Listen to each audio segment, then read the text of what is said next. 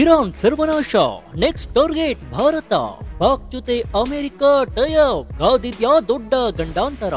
Iran ಅಣುನೆಲೆಗೆ America bomb. ವಿಡಿಯೋವನ್ನ ಶುರು ಮಾಡೋದಕ್ಕಿಂತ ಮುಂಚೆ ಇರಾನ್ ವಿರುದ್ಧ ತಿರುಗಿ ಬಿದ್ದಿರುವ ಇಸ್ರೇಲ್ ಮತ್ತು ಅಮೆರಿಕ ನಡೆ ಬಗ್ಗೆ ನಿಮ್ಮ ಅನಿಸಿಕೆ ಏನು, ಹಾಗೂ ಇದರಿಂದ ಭಾರತಕ್ಕೆ ಕಂಟಕ ಕಾದಿದ್ಯಾ ಅಂತ ಕಮೆಂಟ್ ಮೂಲಕ ತಿಳಿಸಿ. ಹಾಗೂ ಈ ವಿಡಿಯೋಗೆ ಲೈಕ್ ಮಾಡಿ.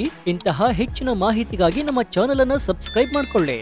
9 ದಿನಗಳಿಂದ ನಡೆಯುತ್ತಾ ಇರುವಂತಹ ಇಸ್ರೇಲ್ ಇರಾನ್ ಸಂಘರ್ಷಕ್ಕೆ ಇದೀಗ ಅಮೆರಿಕ ನೇರ ಪ್ರವೇಶ ಮಾಡಿದೆ. ಸಂಧಾನಕ್ಕಾಗಿ 1 ವಾರಗಳ ಗಡುವು ನೀಡಿದ್ದ ಬೆನ್ನಲ್ಲೇ ಭಾನುವಾರ ಮುಂಜಾನೆ ಇರಾನ್ನ 3 ಪ್ರಮುಖ ಪರಮಾಣು ಕೇಂದ್ರಗಳನ್ನ ಗುರಿಯಾಗಿಸಿ ಅಮೆರಿಕ ಭೀಕರ ದಾಳಿ ನಡೆಸಿದೆ. ಇದರಿಂದ ಮಧ್ಯಪ್ರಾಚ್ಯದಲ್ಲಿ ನಡೀತಾ ಇರುವಂತಹ ಸಂಘರ್ಷ ಮತ್ತಷ್ಟು ತೀವ್ರಗೊಳ್ಳುವ ಆತಂಕ ಮನೆ ಮಾಡಿದೆ. ಆಪರೇಷನ್ ಮಿಡ್ ನೈಟ್ ಹ್ಯಾಮರ್ ಹೆಸರಿನ ಈ ತಡರಾತ್ರಿ ಕಾರ್ಯಾಚರಣೆಗೆ 125 ಯುದ್ಧ ವಿಮಾನ, 14 ಬಾಂಬರ್, 40 ಕ್ಷಿಪಣಿ ಬಳಸಿದ ಅಮೆರಿಕ ಇರಾನ್ನ ಬೆಟ್ಟ ಗುಡ್ಡಗಳ ತಳದಲ್ಲಿ ನಿರ್ಮಿಸಲಾಗಿರುವಂತಹ ಫೋರ್ಡೋ, ಇಸ್ಫಹಾನ್ ಮತ್ತು ನಟಾನ್ಸ್ ಅಣು ಕೇಂದ್ರಗಳ ಮೇಲೆ ದಾಳಿ ನಡೆಸಿದೆ. ಈ ದಾಳಿಗೆ ತಲಾ 13,600 ಕೆಜಿ ತೂಕದ ಬಂಕರ್ ಬಸ್ಟರ್ ಬಾಂಬ್, ಅತ್ಯಾಧುನಿಕ B-2 ವಿಮಾನ ಮತ್ತು 24 ಟಾಮ್ಹಾಕ್ ಕ್ಷಿಪಣಿ ಸೇರಿದಂತೆ 40 ಕ್ಷಿಪಣಿಗಳನ್ನ ಬಳಸಲಾಗಿದೆ. ಈ ಮೂಲಕ 40 ವರ್ಷಗಳ ಬಳಿಕ ಇದೇ ಮೊದಲ ಬಾರಿಗೆ ಅಮೆರಿಕವು ಇರಾನ್ ಮೇಲೆ ನೇರ ದಾಳಿ ನಡೆಸಿದಂತಾಗುತ್ತೆ. ಈ ವಿಚಾರವನ್ನ ಖುದ್ದು ಅಮೆರಿಕ ಅಧ್ಯಕ್ಷ ಡೊನಾಲ್ಡ್ ಟ್ರಂಪ್ ಅವರೇ ಘೋಷಿಸಿದ್ದಾರೆ.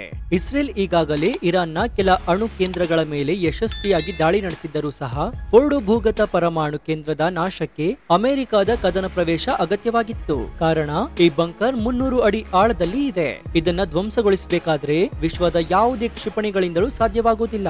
ಅಷ್ಟೇ ಯಾಕೆ, ಅಮೆರಿಕದ ಇತರೆ ಯಾವುದೇ ಬಾಂಬ್ಗಳು ಸಹ ಇದನ್ನ ನಾಶ ಮಾಡೋದಕ್ಕೆ ಆಗೋದಿಲ್ಲ. ಆದ್ರೆ ಇದನ್ನ ನಾಶ ಮಾಡುವ ಸಾಮರ್ಥ್ಯ ಇರೋದು GJU-55 ಬಾಂಬ್ಗಳಿಗೆ ಮಾತ್ರ. ಹೀಗಾಗಿ ಅದನ್ನ ಅಮೆರಿಕ ಬಳಸಿತ್ತು. ಜೊತೆಗೆ ಇದನ್ನ ಹೊತ್ತೊಯ್ಯುವ ಸಾಮರ್ಥ್ಯ ಇರುವುದು B-2 ಸ್ಟೆಲ್ಟರ್ ಬಾಂಬರ್ಗಳಿಗೆ ಮಾತ್ರ. ಹೀಗಾಗಿ ಅದರ ಮೂಲಕವೇ ಬಾಂಬ್ ತಂದು ದಾಳಿ ನಡೆಸಿತ್ತು. ಈ ಬಾಂಬರ್ ಹೇಗೆ ಕೆಲಸ ಮಾಡುತ್ತೆ ಅಂದ್ರೆ, ಬಂಕರ್ ಬಸ್ಟರ್ ಬಾಂಬ್ ಹೆಸರೇ ಸೂಚಿಸುವಂತೆ ಇದು ನೆಲದಡಿಯ ಯಾವುದೇ ನಿರ್ಮಾಣಗಳನ್ನ ಧ್ವಂಸ ಮಾಡಬಲ್ಲ ಸಾಮರ್ಥ್ಯವನ್ನ ಈ ಬಾಂಬ್ ಹೊಂದಿದ್ದು ವಿಶ್ವದಲ್ಲೇ ಅತಿ ಶಕ್ತಿಶಾಲಿಯಾಗಿದೆ. ಭೂಮಿಯಲ್ಲಿ 200ರಿಂದ 300 ಅಡಿ ಆಳದವರೆಗೂ ಸಾಗಿ ಗುರಿ ಧ್ವಂಸ ಮಾಡಬಲ್ಲದ್ದು. ಸರಣಿಯಾಗಿ ಇದನ್ನು ಒಂದೇ ಸ್ಥಳದ ಮೇಲೆ ಹಾರಿಸಲಾಗುತ್ತೆ. ಆಗ ಮತ್ತಷ್ಟು ಆಳಕ್ಕೆ ತೂರಿಕೊಂಡು ಹೋಗುತ್ತೆ ಈ ಬಾಂಬರ್ಗಳು. ಹಾಗಾದ್ರೆ ಇರಾನ್ ಮುಂದೆ ಏನ್ ಮಾಡಬಹುದು? ಅಮೆರಿಕ ಪಡೆಗಳ ಮೇಲೆ ದಾಳಿ, ಅಮೆರಿಕದ ಮೇಲೆ ದಾಳಿಗೆ ಅಗತ್ಯವಾದ ಅಣ್ವಸ್ತ್ರ ತಯಾರಿಕೆ. ಹೌದು, ತಮ್ಮ ಅಣು ಯೋಜನೆಗೆ ಕಲ್ಲು ಹಾಕ್ತಾ ಇರುವಂತಹ ಅಮೆರಿಕ ಹಾಗೂ ಮಿತ್ರ ರಾಷ್ಟ್ರಗಳಿಗೆ ಇರಾನ್ ತೈಲ ತಡೆ ಹಿಡಿಯುವ ಮೂಲಕ ಪ್ರತ್ಯುತ್ತರ ನೀಡುವ ಸಂಭವವಿದೆ. ಜಾಗತಿಕವಾಗಿ ವ್ಯಾಪಾರವಾಗುವ ಒಟ್ಟು ತೈಲದ 20% ಹಾದು ಹೋಗುವುದು ಪರ್ಷಿಯನ್ ಕೊಲ್ಲಿ ಮತ್ತು ಓಮನ್ ಕೊಲ್ಲಿ ನಡುವೆ ಇರುವ ಒಮ್ರುಜ್ ಜಲಸಂಧಿಯ ಮೇಲೆ ಇರಾನ್ ದಾಳಿ ಮಾಡಬಹುದು. ಈ ಮೂಲಕ ಅಮೆರಿಕಕ್ಕೆ ಆರ್ಥಿಕ ಹೊಡೆತವನ್ನ ನೀಡಬಹುದು. 33 ಕಿಲೋಮೀಟರ್ ಅಗಲದ ಈ ಜಲಸಂಧಿಯ ಮೇಲಿನ ದಾಳಿಗೆ ಬೇಕಾಗುವ ದೋಣಿಗಳು ಇರಾನ್ ಬಳಿ ಇದೆ.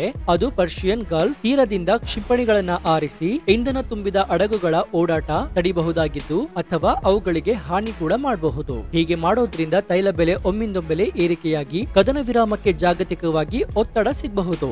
ಇದಷ್ಟೇ ಅಲ್ಲದೆ ತನ್ನ ವೈರಿ ಇಸ್ರೇಲ್ ನ ಬೆಂಬಲಕ್ಕೆ ಧಾವಿಸಿರುವ ಅಮೆರಿಕದ ಮೇಲೆ ಅದರ ಮಿತ್ರ ರಾಷ್ಟ್ರಗಳ ನೆಲೆಗಳನ್ನ ಗುರಿಯಾಗಿಸಿ ಇಸ್ರೇಲ್ ದಾಳಿ ನಡೆಸಬಹುದು. ಕುವೈತ್, ಬಹ್ರೇನ್, ಕತಾರ್ ಮತ್ತು UAE ರಾಷ್ಟ್ರಗಳಲ್ಲಿ ಅಮೆರಿಕದ 10,000ಕ್ಕೂ ಅಧಿಕ ನೆಲೆಗಳಿವೆ. ಇರಾನ್ ಪಾಲಿಗೆ ಇವುಗಳ ಮೇಲೆ ದಾಳಿ ಮಾಡುವುದು ಇಸ್ರೇಲ್ ಮೇಲಿನ ದಾಳಿಗಿಂತ ಸಲೀಸಾಗುತ್ತೆ. ಅದರಂತೆ ಈ ತೈಲ ಸಮೃದ್ಧ ರಾಷ್ಟ್ರಗಳ ತೈಲ ಮತ್ತು ಇಂಧನ ನೌಕಾ ಸೌಕರ್ಯಗಳಿಗೆ ಹಾನಿಯಾಗಬಹುದು. ಇನ್ನು ಇರಾನ್ ಸರ್ಕಾರ ದಶಕಗಳಿಂದಲೂ ಸಹ ಹಲವು ಉಗ್ರ ಗುಂಪುಗಳನ್ನ ತನ್ನ ನೆರಳಂತೆ ಸಾಕ್ತಾ ಇದೆ. ಹಮಾಸ್, ಹಿಜ್ಬುಲ್ಲಾ ಸೇರಿದಂತೆ ಕೆಲ ಇರಾನ್ ಘೋಷಿತ ಉಗ್ರ ಸಂಘಟನೆಗಳನ್ನ ಇಸ್ರೇಲ್ ತಕ್ಕ ಮಟ್ಟಿಗೆ ನಾಶ ಮಾಡಿದೆಯಾದರೂ ಸಹ ಹೌತಿಗಳು ಇನ್ನೂ ಪ್ರಬಲರಾಗಿದ್ದಾರೆ. ಅಮೆರಿಕ ಯುದ್ಧ ಪ್ರವೇಶಿಸಿದರೆ ಕೆಂಪು ಸಮುದ್ರದಲ್ಲಿ ತಮ್ಮ ದಾಳಿಯನ್ನ ತೀವ್ರಗೊಳಿಸುವುದಾಗಿ ಈಗಾಗಲೇ ಎಚ್ಚರಿಸಿರುವಂತಹ ಹೌತಿಗಳು ಇರಾನ್ಗೆ ಸಹಾಯ ಮಾಡಬಹುದು. ಇನ್ನು ಅಮೆರಿಕ ಎಚ್ಚರಿಕೆ ದಾಳಿಗಳ ನಡುವೆಯೂ ಸಹ ಅಣ್ವಸ್ತ್ರ ಹೊಂದಲು ಹತ್ತಿರವಾಗಿರುವ ಇರಾನ್ ಮುಂದಿನ ದಿನಗಳಲ್ಲಿ ಅಪಾರ ಪ್ರಮಾಣದ ಅಣ್ವಸ್ತ್ರಗಳನ್ನ ಅಭಿವೃದ್ಧಿಪಡಿಸುವುದನ್ನ ಅಳ್ಳಗೆಳೆಯುವುದಕ್ಕಾಗೋದಿಲ್ಲ. ತಜ್ಞರ ಪ್ರಕಾರ ಯುದ್ಧದಲ್ಲಿ ಅಮೆರಿಕ ಇಸ್ರೇಲ್ ಜೊತೆ ಕೈಜೋಡಿಸಿದರೂ ಸಹ ಇರಾನ್ ಅಣುಶಕ್ತವಾಗುವುದನ್ನ ಮುಂದೂಡಬಹುದೇ ಹೊರತು ತಡೆಯಲಾಗುವುದಿಲ್ಲ ಅಂತ ಹೇಳಲಾಗಿದೆ. ಇದಕ್ಕೆ ಕಾರಣ, ಇರಾನ್ ಈಗಾಗಲೇ ದೇಶದ ವಿವಿಧ ಕಡೆಗಳಲ್ಲಿ ಅಣು ಕೇಂದ್ರಗಳನ್ನು ಸ್ಥಾಪಿಸಿದ್ದು ಅವುಗಳಲ್ಲಿ ಕೆಲವು ಭೂಮಿಯ ಅಡಿಯಲ್ಲಿ ಇವೆ. ಇದೀಗ ಅಮೆರಿಕ ನಡೆಸಿದ ದಾಳಿ ಅದಕ್ಕೆ ಪರೋಕ್ಷ ಗ್ರೀನ್ ಸಿಗ್ನಲ್ ನೀಡಿದಂತಾಗುತ್ತೆ ಎಂದು ತಜ್ಞರು ವಿಶ್ಲೇಷಿಸಿದ್ದಾರೆ. ಇನ್ನು ಇಸ್ರೇಲ್ ಬಳಿಕ ಅಮೆರಿಕ ಕೂಡ ತಮ್ಮ ಮೇಲೆ ಅಪಾಯಕಾರಿ ಯುದ್ಧ ಘೋಷಿಸಿದೆ. ಈ ಮೂಲಕ ರಾಜತಾಂತ್ರಿಕ ಸಂಧಾನಕ್ಕೆ ಅಮೆರಿಕವೇ ತಿಲಾಂಜಲಿ ಬಿಟ್ಟಿದೆ. ಅಮೆರಿಕದ ಪ್ರಚೋದನೆಗೆ ತಕ್ಕ ಪ್ರತ್ಯುತ್ತರ ನೀಡುವ ಹಕ್ಕನ್ನ ನಾವು ಕಟ್ಟಿಕೊಂಡಿದ್ದೀವಿ ಎಂದು ಇರಾನ್ನ ವಿದೇಶಾಂಗ ಸಚಿವಾಲಯ ಎಚ್ಚರಿಕೆ ನೀಡಿದೆ. ಈ ಮೂಲಕ ಪ್ರತೀಕಾರದ ಮಾತುಗಳನ್ನ ಆಡಿದೆ. ತನ್ನ 3 ಪರಮಾಣು ಕೇಂದ್ರಗಳ ಮೇಲೆ ಅಮೆರಿಕ ಶಕ್ತಿಶಾಲಿ ಬಂಕರ್ ಬಸ್ಟರ್ ಬಾಂಬ್ ಬಳಸಿ ದಾಳಿ ನಡೆಸಿದ್ದಕ್ಕೆ ತೀವ್ರ ಆಕ್ರೋಶ ವ್ಯಕ್ತಪಡಿಸಿರುವಂತಹ ಇರಾನ್ ರಾಜತಾಂತ್ರಿಕ ಮಾತುಕತೆ ನಡೆಯುತ್ತಿರುವ ಸಂದರ್ಭದಲ್ಲಿ ಅಮೆರಿಕ ನಡೆಸಿದ ದಾಳಿಯನ್ನ ಇಡೀ ವಿಶ್ವ ಮರೆಯೋದಿಲ್ಲ. ಈ ಮೂಲಕ ಅಮೆರಿಕವು ಇಸ್ರೇಲ್ನ ಪ್ರಚೋದನೆಗೆ ಬೆಂಬಲ ನೀಡಿದಂತಾಗಿದೆ. ಇಸ್ರೇಲ್ ತನ್ನ ಅಪರಾಧ ಸರಣಿ ಪೂರ್ಣಗೊಳಿಸಿದ ಬಳಿಕ ಇದೀಗ ಅಮೆರಿಕ ನಮ್ಮ ಮೇಲೆ ಅಪಾಯಕಾರಿ ಯುದ್ಧ ಘೋಷಿಸಿದೆ. ಅಮೆರಿಕದ ಪ್ರಚೋದನೆಯನ್ನ ತಡೆಯುವ ಮತ್ತು ಸೂಕ್ತ ಪ್ರತ್ಯುತ್ತರ ನೀಡುವ ಹಕ್ಕನ್ನ ನಾವು ಕಾಯ್ದುಕೊಂಡಿದ್ದೇವೆ. ದೇಶದ ಸಾರ್ವಭೌಮತ್ವ ಮತ್ತು ಹಿತಾಸಕ್ತಿಯನ್ನ ಕಾಯ್ದುಕೊಳ್ಳಲು ನಾವು ಬದ್ಧರಾಗಿದ್ದೇವೆ ಅಂತ ಹೇಳಿಕೊಂಡಿದೆ. ಇನ್ನು ಇಲ್ಲಿ ಗಮನಿಸಬೇಕಾಗಿರೋದು ಏನಂದ್ರೆ, ಈಗಾಗಲೇ ಅಮೆರಿಕ ವಿಶ್ವದ ನಾನಾ ರಾಷ್ಟ್ರಗಳೊಂದಿಗೆ ಕಿರಿಕ್ ತೆಗಿತಾ ಇದೆ. ಅದರಂತೆ ಇದೀಗ ಭಾರತದ ಮೇಲೆಯೂ ಸಹ ಕಿರಿಕ್ ತೆಗಿತಾ ಇದೆ. ಅದ್ಯಾಕಂದ್ರೆ ಭಾರತ ಇದೀಗ ಅಭಿವೃದ್ಧಿಯನ್ನು ಹೊಂದ್ತಾ ಇದ್ದು ಇದನ್ನ ಸಹಿಸಿಕೊಳ್ಳುವುದಕ್ಕೆ ಅಮೆರಿಕ ಅಧ್ಯಕ್ಷ ಡೊನಾಲ್ಡ್ ಟ್ರಂಪ್ಗೆ ಆಗ್ತಾ ಇಲ್ಲ. ಹೀಗಾಗಿಯೇ ಪಾಕಿಸ್ತಾನದ ಜೊತೆ ಫ್ರೆಂಡ್ಶಿಪ್ ಮಾಡಿಕೊಂಡು ಒಳಗೊಳಗೆ ಮಸಲತ್ತು ನಡೆಸ್ತಾ ಇದೆ ಅಂತ ಅನುಮಾನ ಕೂಡ ವ್ಯಕ್ತವಾಗಿದೆ. ಇನ್ನು ಅಮೆರಿಕ ಎಚ್ಚರಿಕೆ ದಾಳಿಗಳ ನಡುವೆಯೂ ಸಹ ಅಣ್ವಸ್ತ್ರ ಹೊಂದಲು ಹತ್ತಿರವಾಗಿರುವ ಇರಾನ್ ಮುಂದಿನ ದಿನಗಳಲ್ಲಿ ಅಪಾರ ಪ್ರಮಾಣದ ಅಣ್ವಸ್ತ್ರಗಳನ್ನ ಅಭಿವೃದ್ಧಿಪಡಿಸುವುದನ್ನ ಅಳ್ಳಗೆಳೆಯುವುದಕ್ಕಾಗೋದಿಲ್ಲ. ತಜ್ಞರ ಪ್ರಕಾರ ಯುದ್ಧದಲ್ಲಿ ಅಮೆರಿಕ ಇಸ್ರೇಲ್ ಜೊತೆ ಕೈಜೋಡಿಸಿದರೂ ಸಹ ಇರಾನ್ ಅಣುಶಕ್ತವಾಗುವುದನ್ನ ಮುಂದೂಡಬಹುದೇ ಹೊರತು ತಡೆಯಲಾಗುವುದಿಲ್ಲ ಅಂತ ಹೇಳಲಾಗಿದೆ.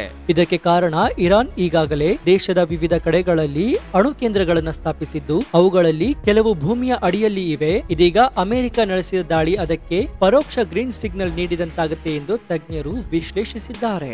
ಇನ್ನು ಇಸ್ರೇಲ್ ಬಳಿಕ ಅಮೆರಿಕ ಕೂಡ ತಮ್ಮ ಮೇಲೆ ಅಪಾಯಕಾರಿ ಯುದ್ಧ ಘೋಷಿಸಿದೆ. ಈ ಮೂಲಕ ರಾಜತಾಂತ್ರಿಕ ಸಂಧಾನಕ್ಕೆ ಅಮೆರಿಕವೇ ತಿಲಾಂಜಲಿ ಬಿಟ್ಟಿದೆ. ಅಮೆರಿಕದ ಪ್ರಚೋದನೆಗೆ ತಕ್ಕ ಪ್ರತ್ಯುತ್ತರ ನೀಡುವ ಹಕ್ಕನ್ನ ನಾವು ಕಟ್ಟಿಕೊಂಡಿದ್ದೀವಿ ಎಂದು ಇರಾನ್ನ ವಿದೇಶಾಂಗ ಸಚಿವಾಲಯ ಎಚ್ಚರಿಕೆ ನೀಡಿದೆ. ಈ ಮೂಲಕ ಪ್ರತೀಕಾರದ ಮಾತುಗಳನ್ನ ಆಡಿದೆ. ತನ್ನ 3 ಪರಮಾಣು ಕೇಂದ್ರಗಳ ಮೇಲೆ ಅಮೆರಿಕ ಶಕ್ತಿಶಾಲಿ ಬಂಕರ್ ಬಸ್ಟರ್ ಬಾಂಬ್ ಬಳಸಿ ದಾಳಿ ನಡೆಸಿದ್ದಕ್ಕೆ ತೀವ್ರ ಆಕ್ರೋಶ ವ್ಯಕ್ತಪಡಿಸಿರುವಂತಹ ಇರಾನ್ ರಾಜತಾಂತ್ರಿಕ ಮಾತುಕತೆ ನಡೆಯುತ್ತಿರುವ ಸಂದರ್ಭದಲ್ಲಿ ಅಮೆರಿಕ ನಡೆಸಿದ ದಾಳಿಯನ್ನ ಇಡೀ ವಿಶ್ವ ಮರೆಯೋದಿಲ್ಲ.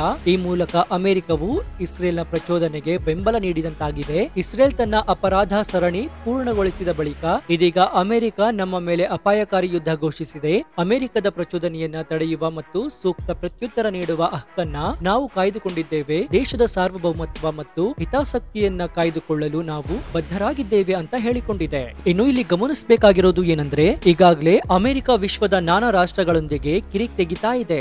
ಅದರಂತೆ ಇದೀಗ ಭಾರತದ ಮೇಲೆಯೂ ಸಹ ಕಿರಿಕ್ ತೆಗಿತಾ ಇದೆ. ಅದ್ಯಾಕಂದ್ರೆ ಭಾರತ ಇದೀಗ ಅಭಿವೃದ್ಧಿಯನ್ನು ಹೊಂದ್ತಾ ಇದ್ದು ಇದನ್ನ ಸಹಿಸಿಕೊಳ್ಳುವುದಕ್ಕೆ ಅಮೆರಿಕ ಅಧ್ಯಕ್ಷ ಡೊನಾಲ್ಡ್ ಟ್ರಂಪ್ಗೆ ಆಗ್ತಾ ಇಲ್ಲ. ಹೀಗಾಗಿಯೇ ಪಾಕಿಸ್ತಾನದ ಜೊತೆ ಫ್ರೆಂಡ್ಶಿಪ್ ಮಾಡಿಕೊಂಡು ಒಳಗೊಳಗೆ ಮಸಲತ್ತು ನಡೆಸ್ತಾ ಇದೆ ಅಂತ ಅನುಮಾನ ಕೂಡ ವ್ಯಕ್ತವಾಗಿದೆ. ನಾವು ಕೊಟ್ಟ ಈ ಮಾಹಿತಿ ನಿಮಗೆ ಇಷ್ಟವಾಗಿದ್ರೆ ಈ ವಿಡಿಯೋಗೆ ಒಂದು ಲೈಕ್ ಕೊಟ್ಟು ಪ್ರೋತ್ಸಾಹಿಸಿ ಹಾಗೂ ನಿಮ್ಮ ಅನಿಸಿಕೆ ಏನು ಅಂತ ಕಮೆಂಟ್ ಮೂಲಕ ತಿಳಿಸಿ. ಇನ್ನು ನಮ್ಮ ಚಾನೆಲ್ ನಲ್ಲಿ ಇಂತಹ ಅನೇಕ ಕುತೂಹಲಕಾರಿ ವಿಡಿಯೋಗಳು ಇದ್ದು ಅದನ್ನು ಕೂಡ ನೋಡಿ. ಧನ್ಯವಾದ.